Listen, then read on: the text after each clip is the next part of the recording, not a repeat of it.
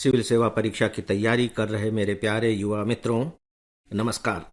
Friends, आज मैं आप सबसे एमएसएमई की जो चिंताजनक स्थिति है उस स्थिति के बारे में कुछ बातें करूंगा और कुछ अन्य खबरों के बारे में भी। तो आइए पहले देखते हैं कि हमारे जो एमएसएमई की जो स्थिति है वो किस तरीके की है।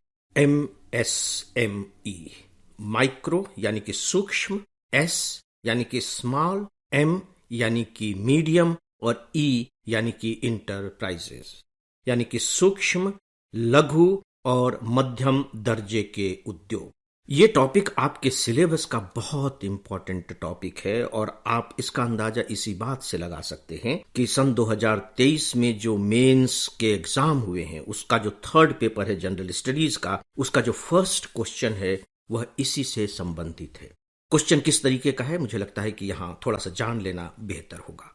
प्रश्न है कि जीडीपी में विनिर्माण क्षेत्र विशेषकर एमएसएमई की बढ़ी हुई हिस्सेदारी तेज आर्थिक समृद्धि के लिए आवश्यक है।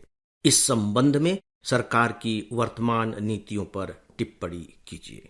देखिए, यहां साफ कहा गया है कि इसकी जो हिस्सेदारी है एमएसएमई तेज आर्थिक समृद्धि के लिए आवश्यक है, यानी कि इसके बिना हमारा काम नहीं चलेगा। हमारा काम क्यों नहीं चलेगा? डेफिनेटली यदि आप इस पर कुछ लिखते हैं तो आपके पास फैक्ट्स होने चाहिए, और चूंकि हम अर्थव्यवस्था के बारे में बात कर रहे हैं तो वो फैक्ट आंकड़ों से समर्थित होने चाहिए। तो किस तरह के हमारे पास आंकड़े हैं, आइए थोड़ा सा ये देख लेते हैं कि इसकी भूमिका क्या है पूरे के पूरे मैन्युफैक्चरिंग सेक्टर में और फिर पूरे के पूरे हमारी अर्थव्यवस्था में। दोस्तों, मैन्युफैक्चरिंग सेक्टर में ये जो उद्योग है, अब मैं ये जो उद्योग है शब्द का इस्तेमाल करूंगा, 36% हिस्सेदारी है। 36% कम नहीं होते, क्योंकि ये तो छोटे छोटे उद्योग है ना, कुछ लोग मिलकर के काम कर रहे हैं इनमें। और जो कुल जो रोजगार दिया जाता है और जो कुल रोजगार उपलब्ध कराया जाता है उसमें 28% जो हिस्सेदारी है, यानी कि 28% रोजगार हमारा यह सेक्टर प्रोवाइड करता है। और यदि हम अपने जीडीपी की बात करें तो जीडीपी का 29% यह देता है। सोच करके देखिए। और अगर हम पर्सन के रूप में बात करें तो यह सेक्टर लगभग 12 करोड़ लोगों को रोजगार उपलब्ध कराता है। और जिनको रोजगार उपलब्ध कराता है वो लोग किस तरीके के हैं? अनस्किल्ड लोग हैं, जिनके पास कोई बहुत ज्यादा कुशलता नहीं है। इससे आप इस सेक्टर के महत्व का अनुमान लगा सकते हैं। लेकिन अनफॉर्चुनेट पार्ट क्या है? अनफॉर्चुनेट पार्ट यह है कि अभी अभी जो इससे संबंध मंत्रालय है उसने आंकड़े दिए हैं, और ये आंकड़े बहुत चौंकाने वाले आंकड़े हैं। इन आंकड़ों में ये बताया गया है कि पिछले 7 सालों में इस क्षेत्र के उद्योगों की संख्या घटकर लगभग आधी रह गई है। सोच करके देखिए, मतलब आधे उद्योग लगभग बंद हो गए हैं, आधी रह गई है। अगर हम आंकड़ों में बात करें तो 2016 में, ये बहुत इंपॉर्टेंट डेटा है, ये आपको नोट कर लेना चाहिए कि 2016 में जहां हमारे यहां कुल 6.25 करोड़ एमएसएमई थे, वहीं अब इनकी तादाद 48% घट करके लगभग आधी हो गई है। कह लीजिए 3.25 करोड़ रह गई है। 3.25 करोड़ मतलब लगभग आधी रह गई है। सोच करके देखिए कि यह कितना खतरनाक संकेत है। ऐसा क्यों हुआ? बहुत संक्षिप्त में मैं यहाँ कुछ जो पॉइंट्स हैं इससे रिलेटेड उनकी चर्चा करना चाहूंगा। मुझे मालूम है कि अगर आप सिविल सर्विस की थोड़ी सी गंभीर होकर के तैयारी कर रहे हैं, एक ऑनेस्ट एस्पायरेंट हैं, तो डेफिनेटली ये पॉइंट्स आपको मालूम होंगे। इनके डिटेल्स में मैं नहीं जा रहा हूं। अब देखिए, जो छोटे छोटे उद्योग हैं ये किनके द्वारा चलाए जा रहे हैं?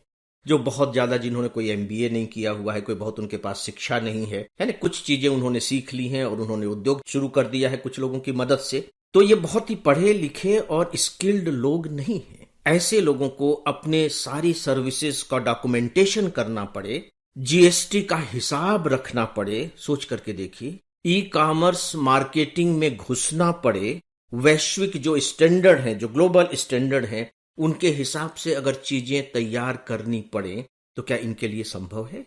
इनके लिए इतना संभव नहीं है।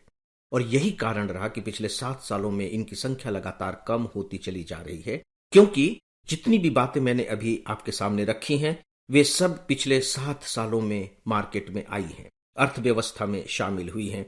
जो इनके वश की बात नहीं है और उसका खामियाजा इन क्षेत्र के उद्योगों को भरना पड़ रहा है। एक और बहुत ही दुखद आंकड़ा या कह लीजिए कि चिंताजनक आंकड़ा, दोस्तों, कुल निर्यात में इनकी जो हिस्सेदारी है पिछले 3 सालों में सोचिए 50% से घटकर 44%, और ये निर्यात का 50% सोचिए कि ये क्षेत्र कर रहा था, अब वो घटकर 44% हो गई है। चलिए अगर हमारे देश का पूरा निर्यात ही घट गया होता तो हम मान लेते कि भाई इसका भी घट गया, लेकिन नहीं, इस दौर में निर्यात हमारा 43% बढ़ा है और हम देख रहे हैं कि MSME की जो भागीदारी है वो घट गई है। निर्यात 43% बढ़ रहा है और पता लगा कि जो भागीदारी है वो 44% रह गई है 50 से। इसका मतलब क्या है? इसका मतलब ये हुआ, अगर आप थोड़ा सा इस पर विचार करेंगे तो बहुत स्पष्ट रूप से इसका कारण आपके समझ में आ जाएगा कि जो बड़े उद्योग हैं वे ज्यादा प्रोमिनेंट होते जा रहे हैं, वो ज्यादा आक्रामक हैं, वो ज्यादा सफल हो रहे हैं और यही सच पूछे तो MSME सेक्टर को दबा रहे हैं और इसका कारण कहीं न कहीं सरकार की नीतियां हैं। दोस्तों, ये बहुत इंपॉर्टेंट टॉपिक है। भले ही इस पर इस साल प्रश्न पूछा गया है तो आप ये मत समझिएगा कि अब अगली साल नहीं पूछा जाएगा, क्योंकि बहुत इंपॉर्टेंट टॉपिक है। किसी भी साल ये पूछा जा सकता है, प्री में भी आ सकता है और मेंस में भी पूछा जा सकता है। इसलिए मैंने आपके सामने कुछ बहुत ही जो इंपॉर्टेंट डेटा हैं वे रखे हैं। आइए अब कुछ दूसरी खबरों को देख लेते हैं जो मुझे इंपॉर्टेंट मालूम पड़ती हैं। अखबारों में आपने पढ़ा होगा कि कल राष्ट्रीय खेल पुरस्कार 2023 की घोषणा कर दी गई। बहुत सारे पुरस्कार दिए जाते हैं। पहली बात तो मैं ये आपको सजेस्ट करना चाहूंगा कि जो हमारे यहाँ पुरस्कार जो दिए जाते हैं उनके बारे में थोड़ा सा आप पढ़ लें, क्योंकि इस साल के प्री में इस तरह के प्रश्न पूछे गए थे। ढेर सारे पुरस्कार दिए गए हैं।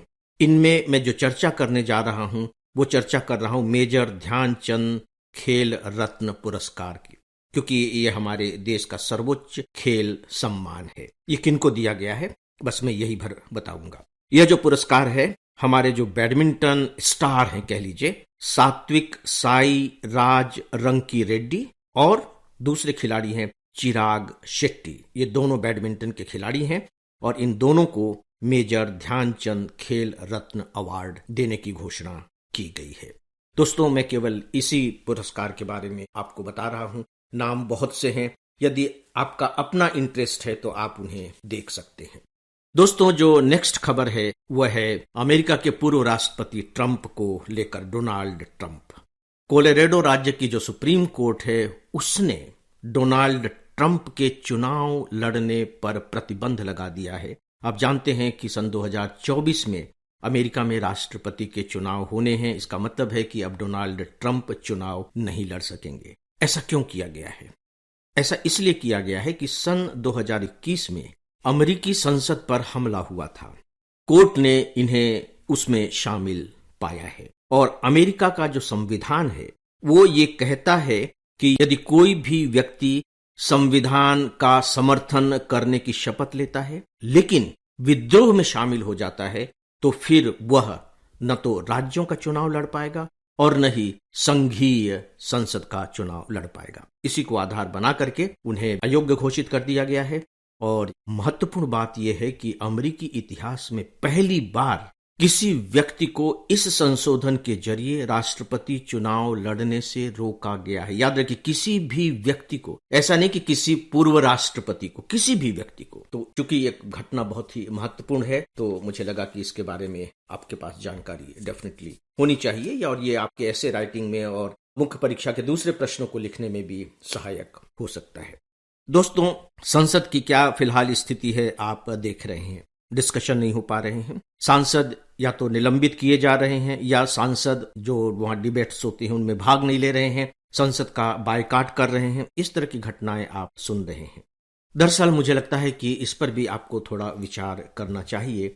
संसद की भूमिका को लेकर के, संसद की गरिमा को लेकर के, संसद की कार्य प्रणाली को लेकर के, उस पर मैं बहुत विस्तार से बात करने नहीं जा रहा हूं। बिजनेस स्टैंडर्ड में इसको लेकर के एक एडिटोरियल कमेंट है, आप उसे पढ़ेंगे। संसद उल्लंघन और अतिक्रमण, ये मैं अपने प्रेस क्लिपिंग का जो सेक्शन है AFEIS का उसमें प्रोवाइड कर रहा हूं। इसमें आपको इसके लायक कुछ तथ्य मिल जाएंगे। महत्वपूर्ण तथ्य यह है कि आप देखिए कि इसी बीच संसद में बहुत ही इंपॉर्टेंट विधेयक पारित किए गए हैं। आप जानते हैं 3 विधेयक तो बाकायदे क्रिमिनल लॉ से ही जुड़े हुए हैं। आईपीसी, सीआरपीसी और साक्ष्य अधिनियम बाकायदे लोकसभा ने इसे पारित कर दिए हैं। और फिर दूरसंचार से संबंधित एक बहुत महत्वपूर्ण विधेयक पारित किया जा चुका है। और दुख की बात यह है कि इस पर कोई बहुत गंभीर बहस नहीं हो पाई है, क्योंकि जो विपक्ष है वो लगातार संसद का बायकॉट कर रहा है। विपक्ष जो संसद का बायकॉट कर रहा है वो कितना सही है कितना गलत है, हम इस पर बातें नहीं कर रहे हैं। हम बात इस पर कर रहे हैं कि संसद जो बातचीत करने का या डिबेट करने का जो सबसे बड़ा फोरम है, जो राष्ट्रीय फोरम है, वहां पर इतने महत्वपूर्ण विषयों पर भी बातचीत नहीं हो पा रही है, जो बहुत चिंताजनक है। सच पूछे तो यह केवल इस बार की ही स्थिति नहीं है, बल्कि इससे पहले भी ये स्थितियां आती रही हैं। जैसे अभी जो लोकसभा का हमारा बजट सत्र हुआ था, उसमें केवल 33% काम हुआ, केवल 33%। सोच करके देखे, 67% काम नहीं हुआ। और फिर जो मानसून सत्र था उसमें थोड़े से हम बेहतर है, 43% हो गया। ये हमारा आउटपुट है पार्लियामेंट का। तो एक चिंतनीय बात तो है। तो दोस्तों, कुछ खबरों के बारे में बस इतना ही, और इसी के साथ ही आज के इस डेली ऑडियो लेक्चर को अब यहीं समाप्त करता हूं। नमस्कार।